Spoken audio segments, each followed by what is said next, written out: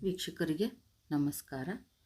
16 ಸೋಮವಾರ ವ್ರತದ ಫಲ ಯಾವ ರೀತಿ, ಯಾರ್ಯಾರು ಯಾವ ರೀತಿ ಫಲಗಳನ್ನು ಪಡೆದುಕೊಂಡಿರೋ ಬಗ್ಗೆ 2ನೇ ಅಧ್ಯಾಯ. ವೀಕ್ಷಕರೇ, ಇಲ್ಲಿ ಹಿಂದಿನ ಇದರಲ್ಲಿ ಗೊರವಿಗೆ ಆದ ಸದ್ಗತಿಯ ಬಗ್ಗೆ ತಿಳಿದುಕೊಂಡಿದ್ದೇವೆ. ವೀಕ್ಷಕರೇ, ಇಲ್ಲಿ ದರಿದ್ರನಿಗೆ ಆದ ರಾಜ ಪದವಿಯ ಬಗ್ಗೆ ಯಾವ ರೀತಿ ಪೂಜೆ ಮಾಡಿ, ಯಾವ ರೀತಿ ಅವನು ಆ ವ್ರತ ಮಾಡಿ ಫಲಗಳನ್ನು ಪಡೆದುಕೊಂಡ ಅನ್ನೋದರ ಬಗ್ಗೆ ತಿಳಿದುಕೊಳ್ಳೋಣ.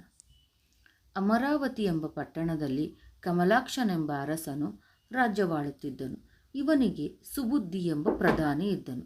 ಇವನು ವೀರಶೈವನಿದ್ದು ಬಹಳ ದಯಾಳು ಗುಣದವನು.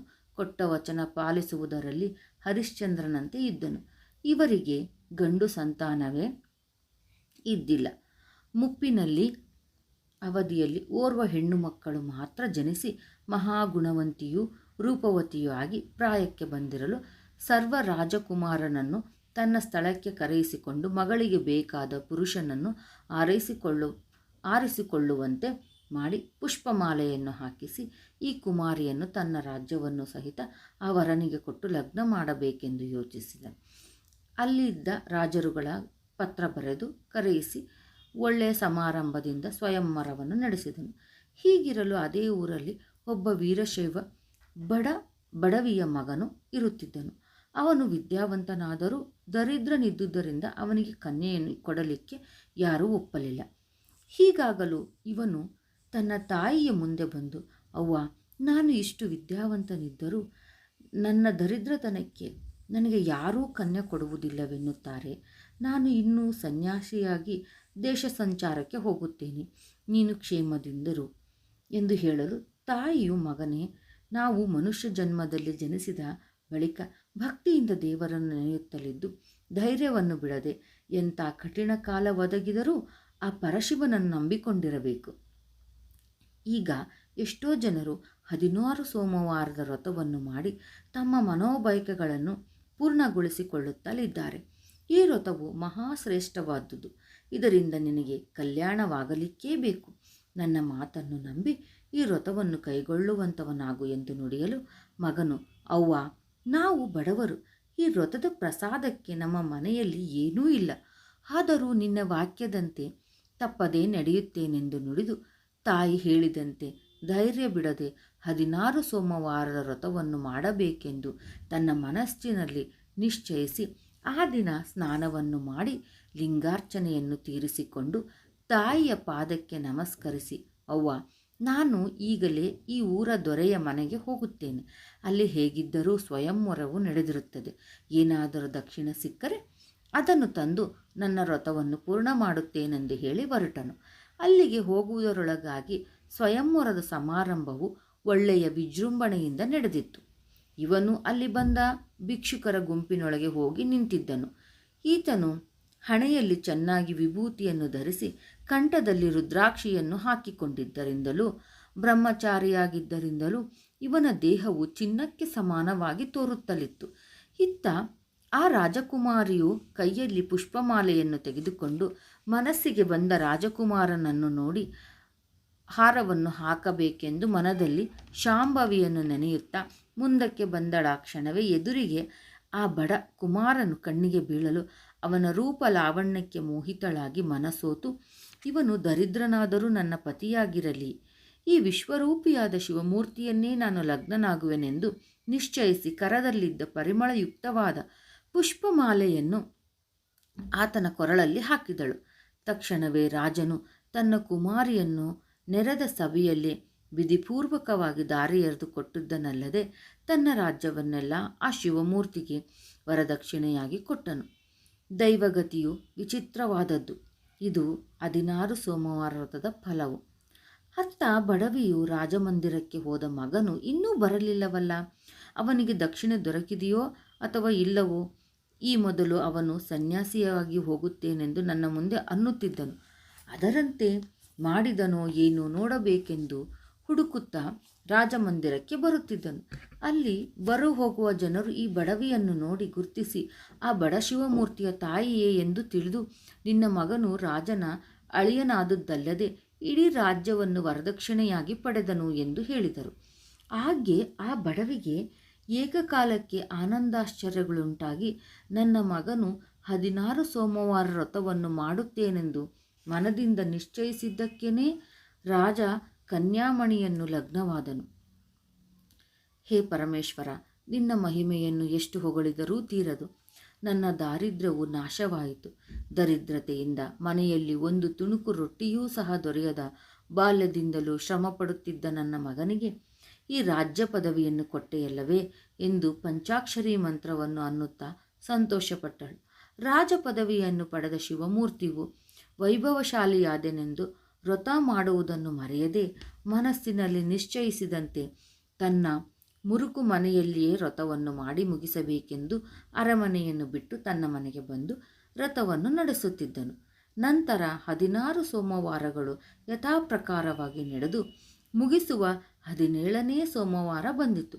ಆ ದಿನ ಅವನು ದಕ್ಷಿಣೆಯನ್ನು ಬೇಡಿ ವ್ರತವನ್ನು ಮಾಡುತ್ತೇನೆಂದು ಮಾಡಿದ ಸಂಕೇತದಂತೆ ವರದಕ್ಷಿಣೆಯಾಗಿ ಬಂದ ಸ್ಥಳದಿಂದಲೇ ನೈವೇದ್ಯಕ್ಕೆ ಬೇಕಾದ ಪದಾರ್ಥ ತರಿಸಿ ವ್ರತವನ್ನು ಮುಗಿಸಬೇಕೆಂದು ಯೋಚಿಸಿ, ಅದರಂತೆ 5 ಸೇರು ಗೋಧಿ ಹಿಟ್ಟು, ಬೆಲ್ಲ, ತುಪ್ಪ ಇವುಗಳನ್ನು ಬೇಗ ಕಳುಹಿಸಿಕೊಡತಕ್ಕದ್ದೆಂದು ತನ್ನ ಹೆಂಡತಿಯಾದ ರಾಜಕುಮಾರಿಗೆ ಹೇಳಿ ಕಳಿಸಿದನು.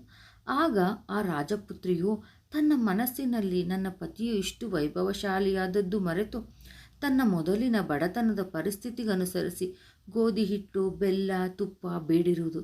ಇಂಥ ರಾಜಮನೆತನದಿಂದ ಈ ಕ್ಷುಲ್ಲಕ ದಿನಿಸುಗಳನ್ನು ಕಳಿಸಿಕೊಡಲಿಕ್ಕೆ ನನ್ನ ಮರ್ಯಾದೆಯಂತೂ ಸಾಲದು ಎಂದು ಅಂದುಕೊಂಡು ಬಂಗಾರದ ತಟ್ಟೆಯಲ್ಲಿ ಮುತ್ತು, ರತ್ನ ಮೊದಲಾದವುಗಳನ್ನು ತುಂಬಿಕೊಂಡು ಗಂಡನ ಬಳಿಗೆ ಬಂದು ನಮಸ್ಕರಿಸಿ, ಪ್ರಾಣದೊಲ್ಲಭ, ತಾವು ಭಿಕ್ಷುಕರಂತೆ ಗೋಧಿ ಹಿಟ್ಟು, ಬೆಲ್ಲ, ತುಪ್ಪ ಮೊದಲಾದ ಪದಾರ್ಥಗಳನ್ನು ಕಳುಹಿಸಿಕೊಡುವುದಕ್ಕೆ ಆಜ್ಞಾಪಿಸಬರಬಹುದು. ಇದಕ್ಕೆ ಪ್ರತಿಯಾಗಿ ಮುತ್ತು ರತ್ನಗಳನ್ನು ತಂದಿರುವೆ, ತೆಗೆದುಕೊಳ್ಳಿರಿ ಎಂದು ತಟ್ಟೆಯನ್ನು ಮುಂದೆ ಇಟ್ಟಳು. ಇದನ್ನು ನೋಡಿದ ಶಿವಮೂರ್ತಿಯು ಕೋಪಾವಿಷ್ಟನಾಗಿ, ಛೀ ದುಷ್ಟೆ, ನೈವೇದ್ಯ ಸಮಯವನ್ನು ತಪ್ಪಿಸಿದಿರಿ.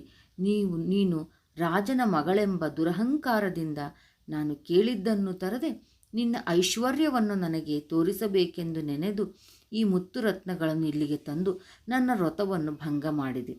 ತಕ್ಕ ಸಮಯಕ್ಕೆ ನೈವೇದ್ಯವು ಬಾರದ್ದರಿಂದ ಇಷ್ಟು ದಿನಗಳವರೆಗೆ ಮಾಡಿದ ನನ್ನ ಶ್ರೇಷ್ಠವಾದ ವ್ರತವು ನಷ್ಟವಾಯಿತು. ಈ ವ್ರತದ ಮಹಿಮೆಯಿಂದಲೇ ನಾನು ನಿನ್ನ ಮದುವೆಯಾಗಿದ್ದು. ಈಗ ನಿನಗೆ ಅಗಲುವ ಹೊತ್ತು ಬಂದಿದೆ. ನೀನು ವ್ರತ ಭಂಗಪಡಿಸಿದ್ದಕ್ಕೆ ನಿನ್ನ ಮುಖವನ್ನು ನಾನು ನೋಡಬಾರದು. ನನ್ನ ಆಜ್ಞೆಯನ್ನು ಪಾಲಿಸದೆ ಇದ್ದ ನೀನು ತಕ್ಕ ಪ್ರಾಯಶ್ಚಿತ್ತವನ್ನು ಹೊಂದು ಎಂದು ಪಟ್ಟದರಸಿಯನ್ನು ಉಟ್ಟ ಬಟ್ಟೆಯಿಂದಲೇ ಕೆಟ್ಟ ಅರಣ್ಯಕ್ಕೆ ಅಟ್ಟಿದನು. ಆ ರಾಜಪುತ್ರಿಯು ಕೇವಲ ದೇವರಂತೆ ಇದ್ದ ತನ್ನ ಪತಿಯ ನಿಂದಿಸಿದ ದೋಷದಿಂದಲೂ ಮತ್ತು ಮಹಾವ್ರತವನ್ನು ಭಂಗಪಡಿಸಿ ದೋಷದಿಂದಲೂ ಪಾಪ ತಟ್ಟಿ ಅವಳು ಮುಟ್ಟಿದ ಗಿಡಗಳು ಬಾಡ ಹತ್ತಿದವು. ಹೊಳೆ, ಹಳ್ಳ, ಕೆರೆ, ಸರೋವರಗಳು ಬತ್ತಿ ಹತ್ತಿದವು. ಗಿಡದೊಳಗಿನ ಹೂವು, ಕಾಯಿ, ಹಣ್ಣುಗಳೂ ಮಾಯವಾಗ ಹತ್ತಿದವು. ರಾಜಪುತ್ರಿಯು ತೊಳಲಿ ಬಳಲಿ ಹಸಿವೆ ನೀರಡಿಕೆಯಿಂದ, ಅಯ್ಯೋ ದೇವರೇ, ನನ್ನ ಗಂಡನು ಮಾಡತಕ್ಕ ವ್ರತಕ್ಕೆ ನಿಂದೆಯನ್ನು ಗರ್ವವನ್ನು ತೋರಿಸಿ ಈ ಪರಿ ಕಷ್ಟಪಡುತ್ತಾ ಅಡವಿಯಲ್ಲಿ ತಿರುಗುವ ಬೇಕಾಯಿತಲ್ಲ. ಎಂಥ ಪಾಪದ ಕೆಲಸ ಮಾಡಿದನು. ಇನ್ನು ಮುಂದೆ ನನ್ನ ಪತಿಯ ಸುಖವನ್ನು ಹೇಗೆ ಕಂಡೆನು ಪರಮೇಶ್ವರ ಎಂದು ದೊಡ್ಡ ದನಿಯಿಂದ ರೋಧಿಸಹತ್ತಿದಳು. ಅದೇ ಅರಣ್ಯದಲ್ಲಿ ವಾಸ ಮಾಡಿಕೊಂಡಿದ್ದ ಒಬ್ಬ ತಪಸ್ವಿಯು ತನಗೆ ಬೇಕಾಗಿರುವ ಗೆಡ್ಡೆಗೆಣಸುಗಳನ್ನು ಹುಡುಕುವುದರ ನಿಮಿತ್ತ ಅನಾಯಾಸವಾಗಿ ಅಲ್ಲಿಗೆ ಬಂದು, ಈ ಸ್ವರವು ಯಾರದು? ಇಂಥ ಅರಣ್ಯದಲ್ಲಿ ಸ್ತ್ರೀಯಳ ರೋದನ ಸ್ವರವು ಆಗಲಿಕ್ಕೆ ಕಾರಣವೇನು ಎಂದು ಆಲೋಚಿಸುತ್ತಾ ಗೆಡ್ಡೆಗಳನ್ನು ಅಗಿಯುತ್ತಿದ್ದನು.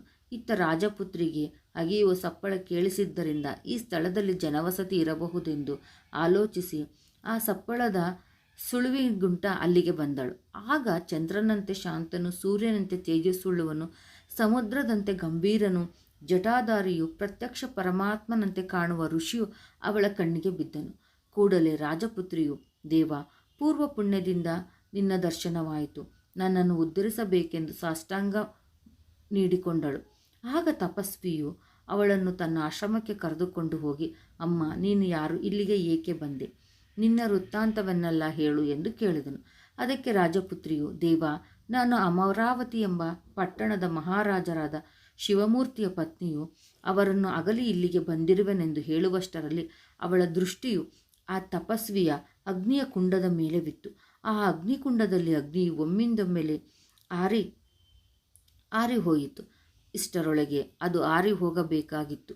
ಆ ಬದಿಯಲ್ಲಿಯೇ ತಪಸ್ವಿಯು ಇದ್ದ ಮೂಲಕ ಆರಲಿಲ್ಲ.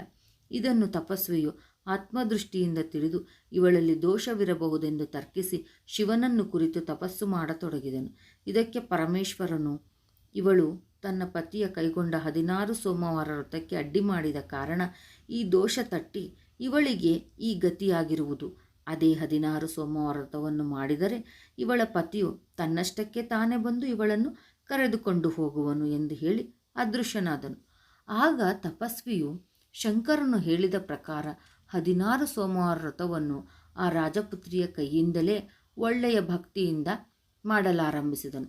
ಇವಳ ವ್ರತದ ದಿನಗಳು ಆದ ಹಾಗೆ ಶಿವಮೂರ್ತಿಯ ಮನಸ್ಸು ಕರಗಿ ತನ್ನ ಹೆಂಡತಿಯಾದ ರಾಜಕುಮಾರಿಯನ್ನು ಯಾವಾಗ ನೋಡೆನು ಅವಳನ್ನು ಸುಮ್ಮನೆ ಅರಣ್ಯಕ್ಕೆ ಅಟ್ಟಿದನಲ್ಲ ಎಂದು ಮನಸ್ಸಿನಲ್ಲಿಯೇ ನೊಂದುಕೊಂಡು ಇರುವಷ್ಟರಲ್ಲಿ ಒಂದು ದಿನ ರಾತ್ರಿ ಸ್ವಪ್ನದಲ್ಲಿ ಒಬ್ಬ ವ್ಯಕ್ತಿಯು ಬಂದು, ಎಲ್ಲ 16 ಸೋಮವಾರ ವ್ರತ ಮಾಡಿ ರಾಜಪದವಿಯನ್ನು ಪಡೆದ ಶಿವಮೂರ್ತಿ ಎಂಬ ರಾಜನೇ, ನಿನ್ನ ಪತ್ನಿಯಾದ ರಾಜಕುಮಾರಿಯು ಅರಣ್ಯದೊಳಗೆ ಒಬ್ಬ ತಪಸ್ವಿಯ ಬಳಿಯಲ್ಲಿ ಪತಿವ್ರತಾಭೂಷಿತಳಾಗಿ ವ್ರತಾದಿಗಳನ್ನು ಪಾಲಿಸುತ್ತಾ ಒಳ್ಳೆಯ ಕ್ಷೇಮದಿಂದಿರುವಳು. ನೀನು ಮಾತ್ರ ನಾಳೆ ಬೆಳಗಾದ ಕೂಡಲೇ ಹೊರಟರೆ 7 ದಿವಸಕ್ಕೆ ತಲುಪುವಿ.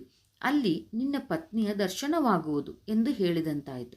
ಆವಾಗ ಶಿವಮೂರ್ತಿಯು ಎಚ್ಚೆತ್ತು ಪ್ರಧಾನಿಯೊಡನೆ ವಿಚಾರಿಸಿ ರಾಜಕುಮಾರಿಯನ್ನು ಹುಡುಕುವುದಕ್ಕಾಗಿ ಹೊರಟರು. ಅಷ್ಟರೊಳಗೆ ಆ ರಾಜಕುಮಾರಿಯು 16 ಸೋಮವಾರದ ವ್ರತವು ಪೂರ್ಣ ಆಗಿತ್ತು. ಪ್ರಸಾದ ಆಗುವ ಕಾಲಕ್ಕೆ ಪತಿಯು ಬಂದೇ ಬಿಟ್ಟನು.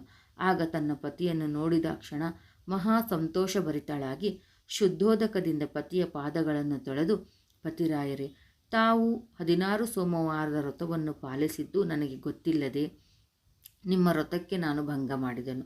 ಈಗ ತಮ್ಮ ದರ್ಶನ ದೊರೆಯಬೇಕಾದರೆ ಇದೇ 16 ಸೋಮವಾರ ವ್ರತದ ಪುಣ್ಯದಿಂದಲೇ ಎಂದು ಪಾದಕ್ಕೆ ನಮಸ್ಕರಿಸಿ ಕ್ಷಮೆಯನ್ನು ಬೇಡಿಕೊಂಡಳು.